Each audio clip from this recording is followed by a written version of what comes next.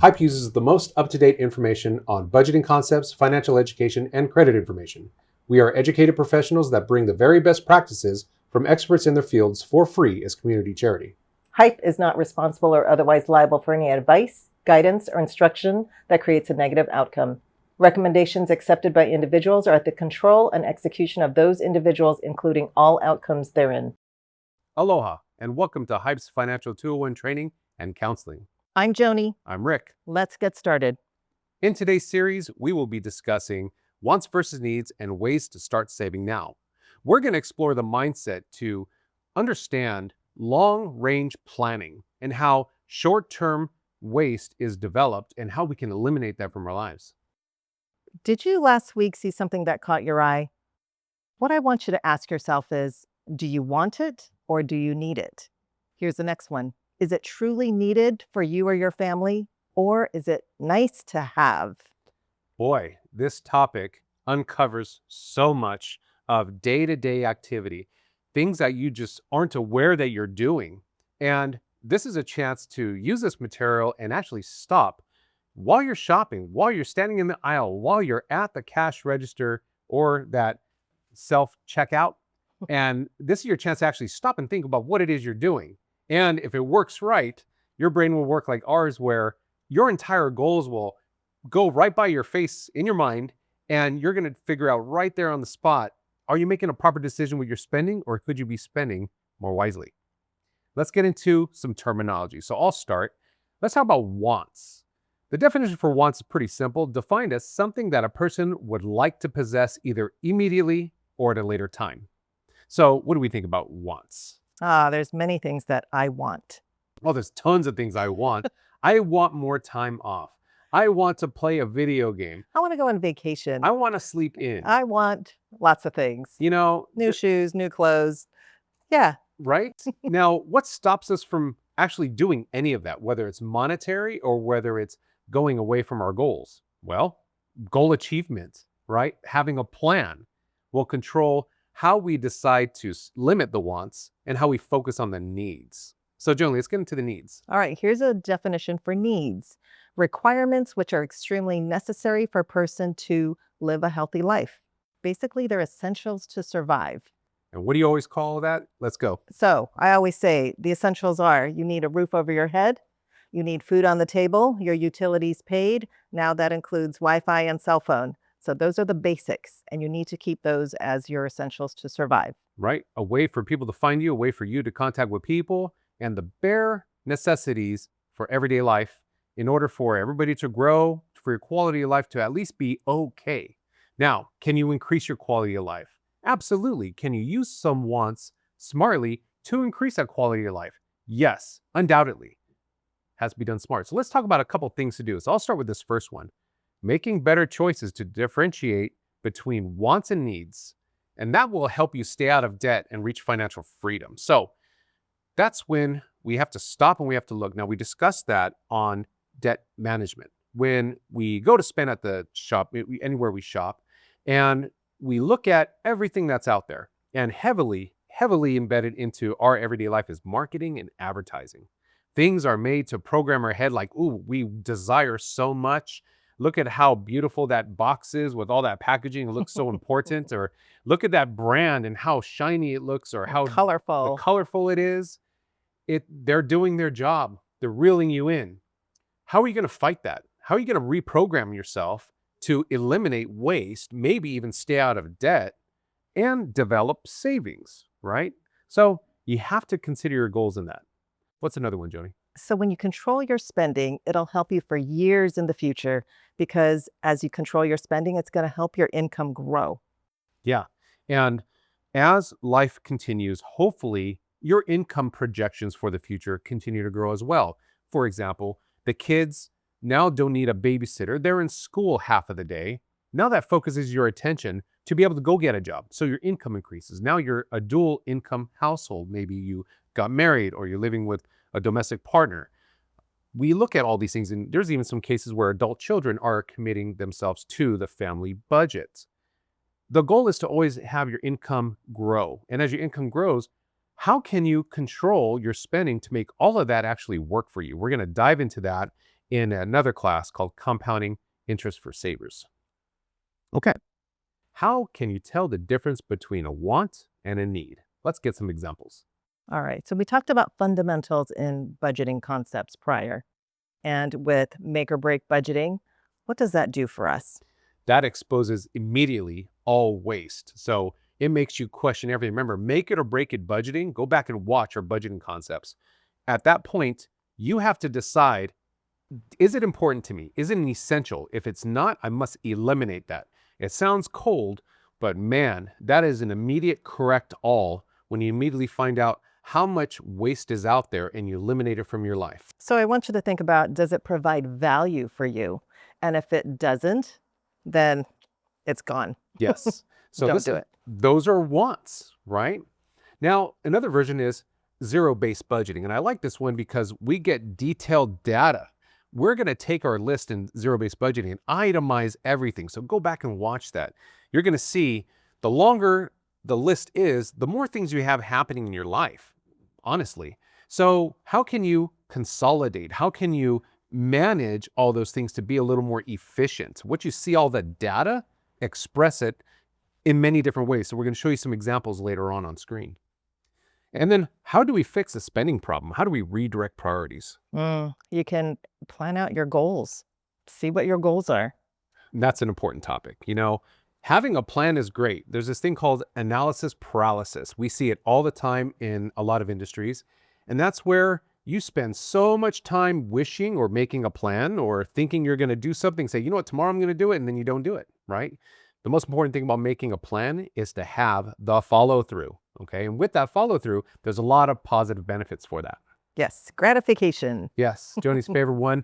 If you pay attention to anything that we do with debt management, you know, there's a snowball effect or an avalanche effect. Mine is watching that interest go away, not paying interest anymore. Joni's instant gratification is the snowball effect, which is eliminating a debt altogether, having that good story to have inside your brain. It feels good. It feels good, and your pocket's going to feel good too. Now, that follow through is key. Even if it's not financial, even if it's reprogramming your mind to change your behaviors at the store, that is a goal achievement. So in some cases, yes, you're going to want to celebrate. Maybe it's something you absolutely wanted for a long time, but you were disciplined with yourself and said, you know what, I'm not going to buy that until I achieve that goal. Now it's more meaningful when you actually get it. It means something. It's going to feel good. And this is how we have to reprogram ourselves. Right. So don't let your wants turn into needs. Who? How many people do we know that they need to have that $8 coffee every morning? They need to have it. If I don't have my $8 coffee, it's going to mess me up the entire day. I can't function without it. So wait a minute. $8 times 5 is $40. Times 4 weeks in a month, that's $160. Could you take that $160, buy a coffee maker for maybe $30 on the low end? It goes up, of course, and then a bag of beans. Yep. Put $10. Put all the flavoring that you want. And you know what?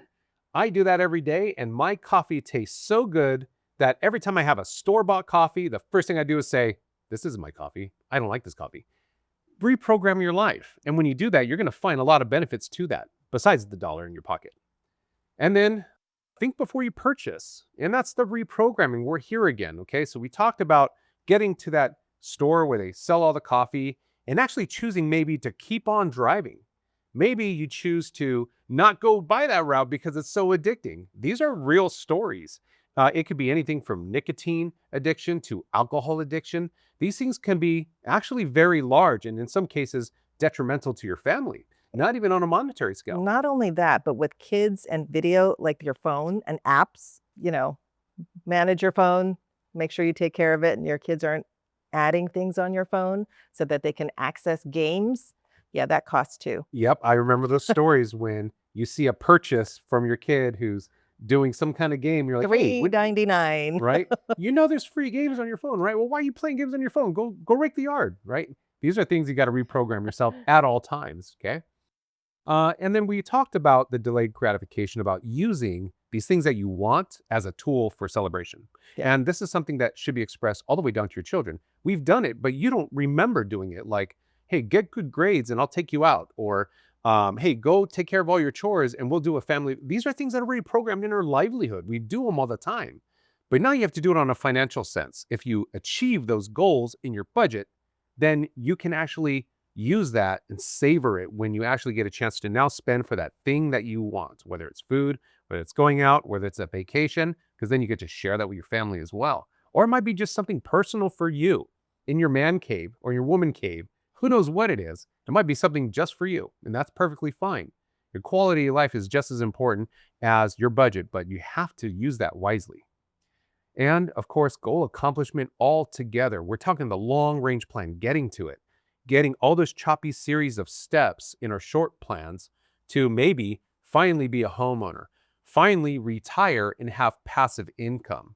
These are plans that are built beyond decades. These are plans when you finally are growing gray hair. One thing my dad always said is hard work and gray hair don't mix. And hopefully one day that will mean something to you and you can achieve that. It starts now. Believe it or not, it starts with you standing in that aisle and deciding to make a decision. Do I want this or need it, or is there a better solution for me? Okay, we got some examples here on the screen. So we have average income before taxes, pretty much a gross income of an average family across the United States. And it seems very low, but that's okay. The lower the amounts here, the more we got to scrimp and save. Then we also have some average expenditures. Now we got a couple questions we're going to identify here. First question, what areas can we adjust our budget? So let's calculate all this into monthly spending. Now add monthly spending. What can we do to control this, or how realistic is some of this? Let's start from the top. I think with housing, could we assess and change what that is? It says $1,574 a month for your rent or mortgage. In some places, it could be higher. It varies, right? You're going to know what's going to work for you with your budget. Now, If you're a small family, this Mhm. might be affordable, having a very small townhouse, something condo, something relatively small, or you decide to move to an area geographically where the economy is better for you. Again, you got to think outside the box. Can it be more expensive than this? Absolutely. Depends on your family size and where you are on your life, as you're proceeding. what if you're sharing the expense with your family and you're each contributing $1,500 and it's a $3,000 house that you're renting together? So, figuring out those things, you could potentially slim down a little, but it's pretty accurate, I Now, think. ask anybody who's owned a home for about maybe 10 to 15 years. That actual mortgage payment of $1,500, that's actually realistic. So you can see there are benefits to long-term investing that are going to feed your future wants and needs. You might be able to then focus on wants more because you've controlled your budget over a long period of time. What's that next one? Transportation. Transportation. So $754 a month. It might include your car payment, your insurance, gas. Can be very expensive depending on where you are and how long your commute is. Could you trim down the gas expense and not go out after and use your gas going somewhere?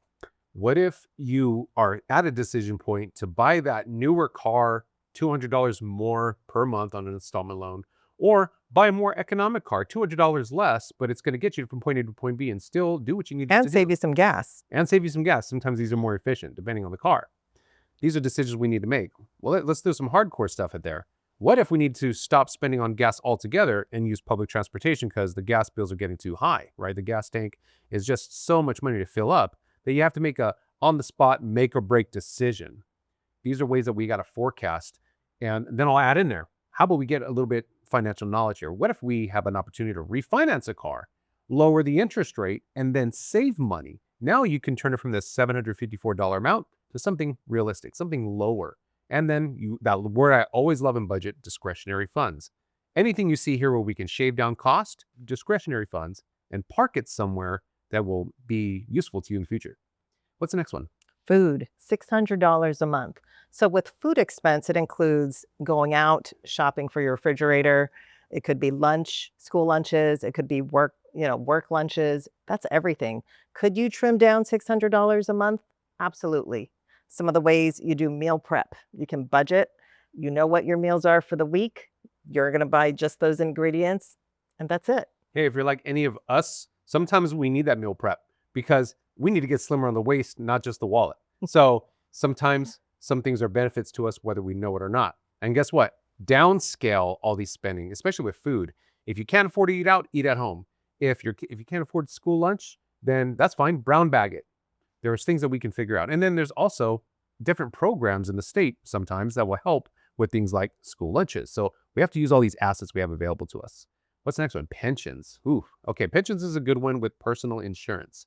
Not everybody is in a job where they can save for a future pension, for 401k, 403b, those types of things, thrift savings plans. There's multiples out there.